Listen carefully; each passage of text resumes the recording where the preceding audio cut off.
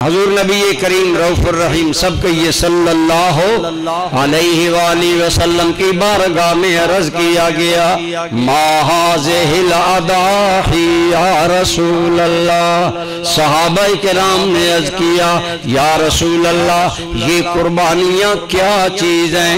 فرمایا سنت ابیکم ابراہیم، یہ تمہارے جد اعلیٰ سرکار ابراہیم علیہ السلام کی سنت ہے، ان کا طریقہ ہے، جو انہوں نے طریقہ ایجاد کیا یا ان سے جو طریقہ چلا یہ ابراہیم علیہ السلام کی سنت ہے۔ آپ نے اسماعیل علیہ السلام کو گرایا، ذبح کر رہے تھے لیکن اللہ نے ذبح نہیں ہونے دی، ان کی جگہ دمبا ذبح کروایا۔ تو گویا آپ نے جب آنکھیں کھولی تو دیکھا اسماعیل علیہ السلام تو پاس زندہ کھڑے ہیں۔ تو اس قربانی میں بھی جو اصل ہے اگر آپ غور کریں تو جناب اسماعیل علیہ السلام کا بدن ذبح نہیں کیا گیا، حالانکہ جناب ابراہیم خلوص سے اللہ کا حکم ماننے پر تیار ہو گئے، مکمل تیار ہو گئے، لیکن اللہ نے بچا لیا۔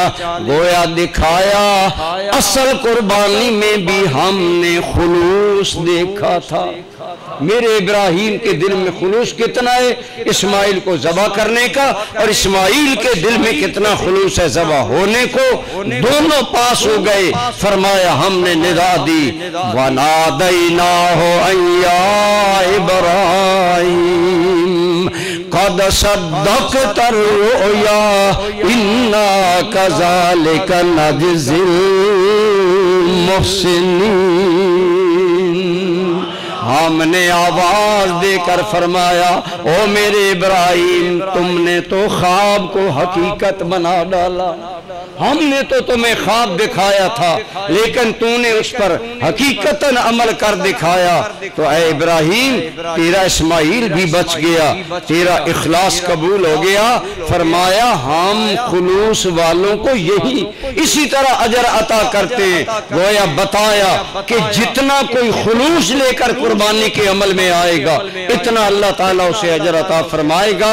اس لیے فرمایا اے لوگو تمہاری قربانیوں کے گوشت تمہاری قربانیوں کے خون میری بارگاہ میں نہیں پہنچتے، میری بارگاہ میں تمہارا تقوی پہنچتا ہے، تمہارے دل کا خلوص پہنچتا ہے کہ میرا بندہ قربانی کس خلوص سے کر رہا ہے۔ اس لیے ہمیں چاہیے جب ہم قربانی کریں خالصتاً لوجہ اللہ، اللہ کو راضی کرنے کے لیے، خالص اپنے مالک کے حکم پر گردن جھکانے کے لیے، اور اللہ رب العالمین کی محبت میں پیار میں کرے۔ جس قدر عمل اللہ کی بارگاہ میں خلوص اور محبت و پیار سے کیا جاتا ہے۔